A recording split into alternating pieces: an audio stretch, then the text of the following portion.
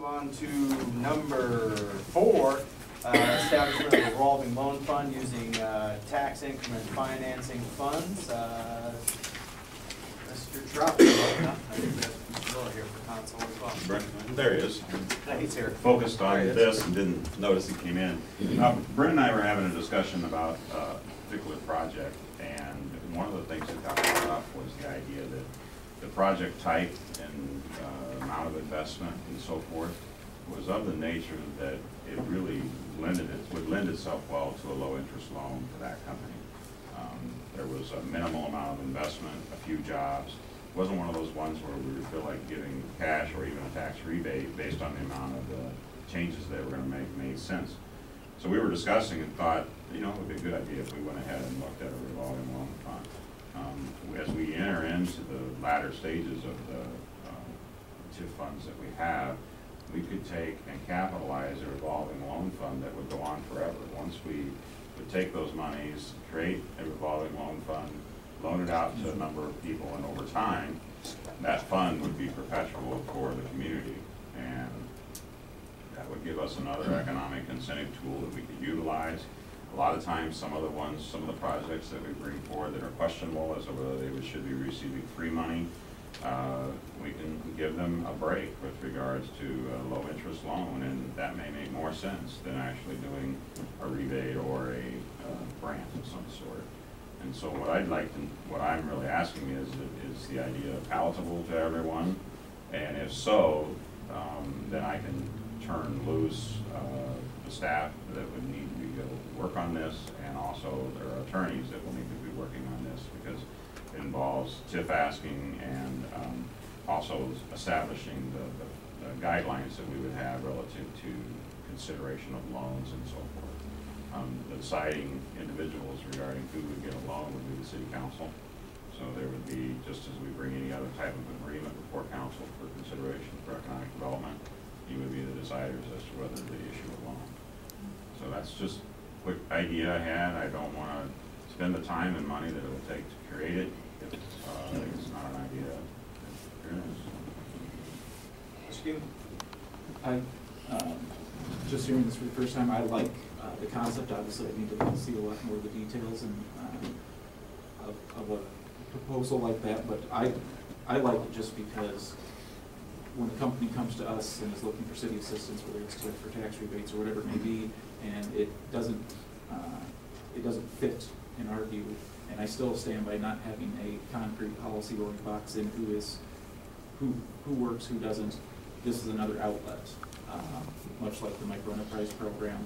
This sounds like another outlet we could send people to that are looking for that assistance, whatever it may be. So that's just my initial thought. Obviously, we need to see a lot more of the details, but I like having other options for local business and industry to go to. I guess I like the concept of it as well.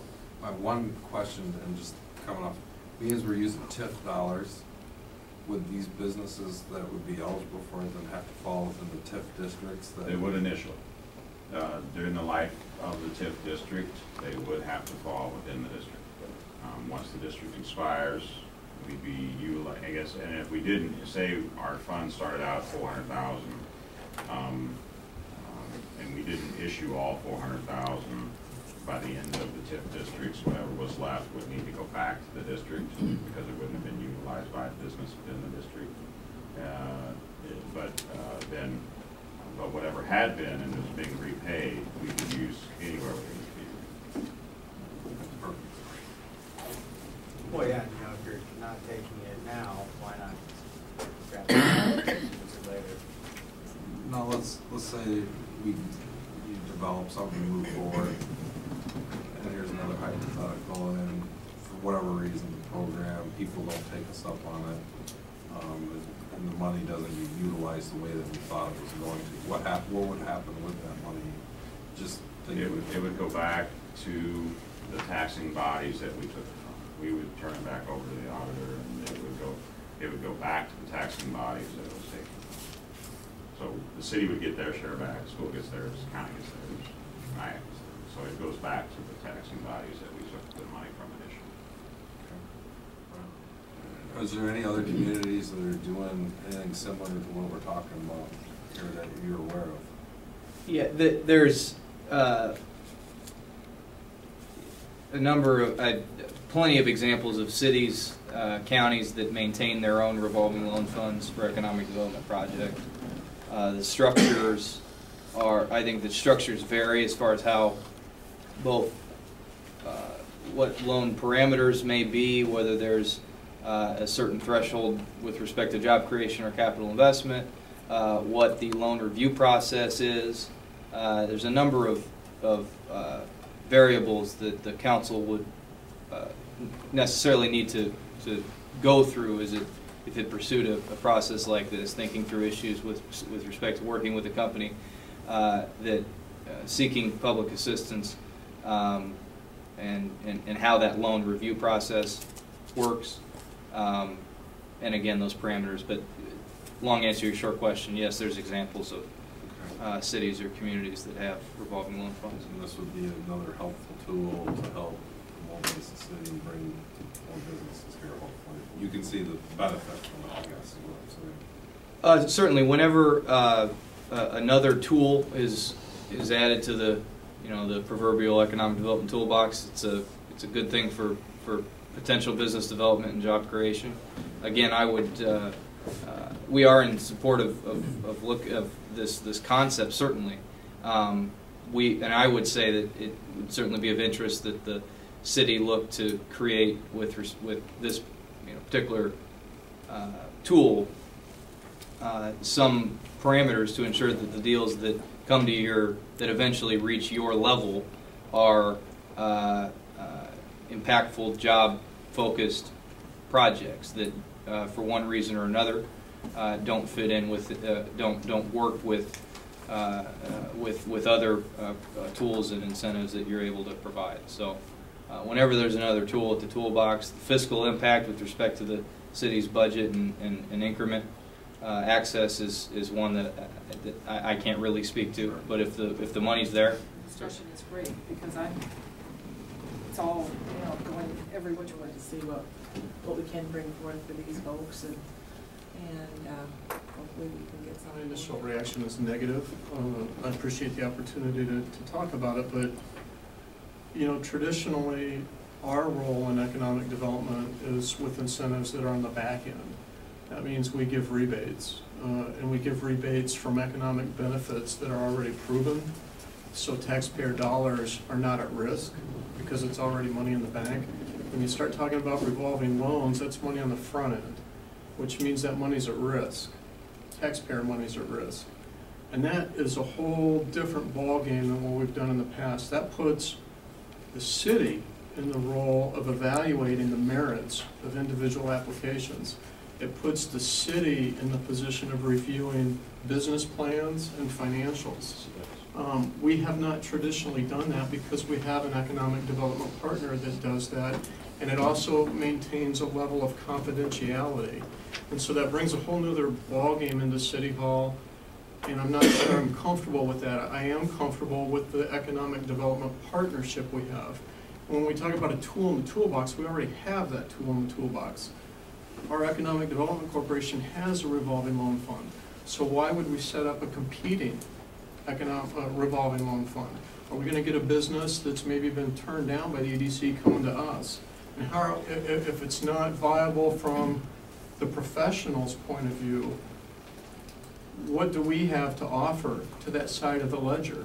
I think it heads down a path that I'm just not really comfortable heading down. I think we have those tools in place without putting any risk on the taxpayers. Well, and I can speak to experience in Eagle Grove. We had a situation where the county did loan money to an organization, and we thought we had done all of our homework, and they ended up leaving, and the county lost just under $100,000. I served on the EDC for many years, and while the EDC members don't manage the revolving loan fund, the two, at least then, were tied closely together. And we had winners and we had losers. We had debts that were written off. It's not taxpayer money when the EDC is dealing with it because it comes from private contributions. It's different if we're talking about taxpayer money being put at risk. It does require a greater level of scrutiny. the scrutiny that we get now is in conjunction with our partner, but we would have to do a lot of our own homework relative to this. But when Brent and I talked, we talked that most of these projects that would be considered for city money more than likely will also have his revolving loan fund, and basically we would be doing a loan in conjunction, a part us and a part them, basically based on the amount of, and basically we're looking at reducing the risk between the two organizations for somebody. Well, my thoughts are we should leave that to the banks and we should leave that to the EDC. I would respect whatever decision the majority of the council made, but it would take a lot to get me to be in favor of it. At this point, I just don't even know if that's possible. So interesting comments. Mr. Lee? I'm actually in the same boat as Scott. I just wanted to hear a lot of people's thoughts. I don't think we're in the banking business. And the exact same reason, so I don't need to say a whole lot, but my same thought process is this is a road I don't feel comfortable going down. Leave that to other people. Rebates and the incentive game, I can do the rebate game, the abatements, and all that on the back end, like you said. But the banking business, I don't think is the #1 priority for this. I know we're trying to develop businesses, but I don't feel comfortable with this. That's where I'm at.